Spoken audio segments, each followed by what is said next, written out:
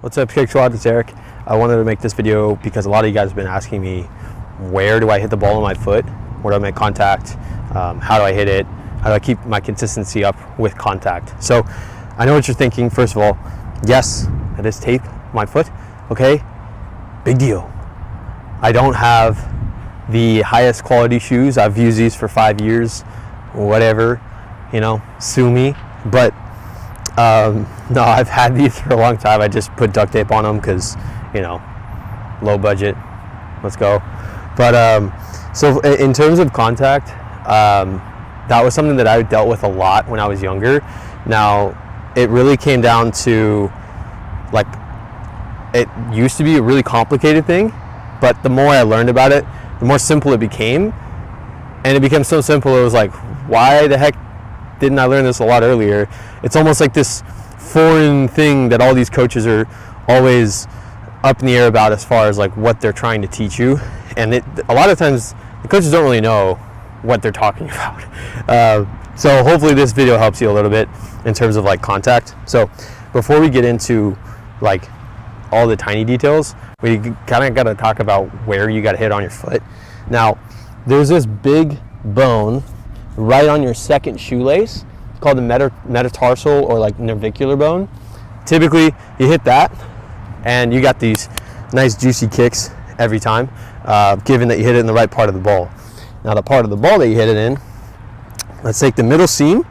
You want to go, if you divided it into 3 parts, the ball, you have 1, 2, 3. So the bottom third of the ball, just under center, is where you want to hit it. So I'm a lefty, so I need to aim not on the seam, because the seam is going to give you that weird like rotation most of the time, or it doesn't feel as clean as it normally would, as if you hit it just inside, just on the inside panel, we'll call it inside panel of the football. So I'll hit it on the right panel. For you righties, you guys will hit it over yonder, just under center, again on the left side of the ball. All right, so oftentimes if you're kicking on your own, you can get a spit mark, just make a little dot. That way you know you need to hit inside panel just under center and you're good to go. So you match that with the big part of your bone, boop, you're good. Now, next part is in terms of like how to hit it with your foot. So oftentimes coaches will teach something along the lines of go all groin, I guess they call it wedge kicking. Now, the issue here is I used to do this, put so much stress on your groin where you're gonna have injuries. Like you might have good height during the time that you're doing it, but then a few months down the road, you'll notice you'll start to have a lot more injuries in your leg. You have to stretch out a lot more. You might even have to get surgery. It gets very expensive and painful. The whole point of this channel is to prevent you from injury and also help you learn on your own so you can become the best kicker that you can be. Now, the opposite of all groin is all quad. So soccer guys do this a lot, where they come in, swing all quad, freaking Cristiano Ronaldo style, trying to grip it and rip it, and they're all here, and that's going to cause you to hook around the ball. Does not equal a good kick. All right, so the happy medium of what we're looking for is somewhere between all groin and all quad. So right there. All right, in between all groin and all quad, all groin and all quad is what we're looking for. All right, so I'll back this up a little bit just so you guys can see just one more time.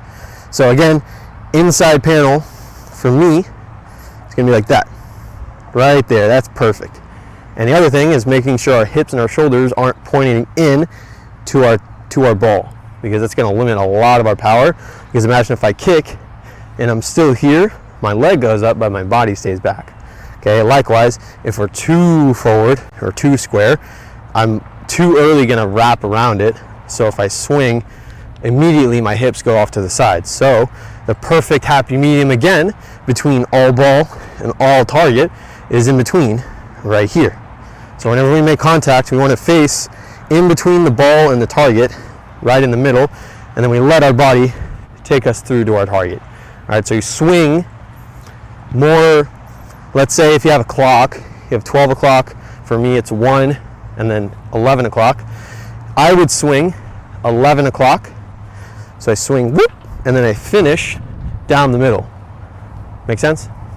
Cool. I hope I explained it right. Whatever. But if I didn't, let me know in the comments that I'm not a good teacher. Who knows? But other than that, apart from the contact spot and where to hit it on your foot, you also need to make sure that you are hitting it and you're extending through. Now, one thing that I was guilty of when I was first getting into like the more technical side of kicking is I would really put an emphasis on my follow through. So I would come freaking way up, and the issue with that is if you check my hips, sometimes they would crunch down. I mean, you get athletic enough like Jason Myers and he can just stay super tall, but most of us aren't Jason Myers. So rather than trying to swing so high up anymore, I'm just focused on getting forward with my swing and keeping it at hip height. You keep your swing at hip height, you're golden. I'm not a big fan of this though, where you punch it, because I feel like you are limiting quite a bit of power. So if you swing a golf club, you don't just hit a driver and then chop at it. I mean, you typically get all the way through it, so you're not like trying to overextend at the same time where you're like really trying to focus on the after swing. So same thing here is if I find a happy medium between a jab and then like an overextension, it's going to be right at hip height, and I feel powerful and controlled and in my swing from that position. So hopefully that helped, guys. If it did, please like, comment, and subscribe. Let me know what you liked about this video and what you want to see next. And in the meantime, stay safe.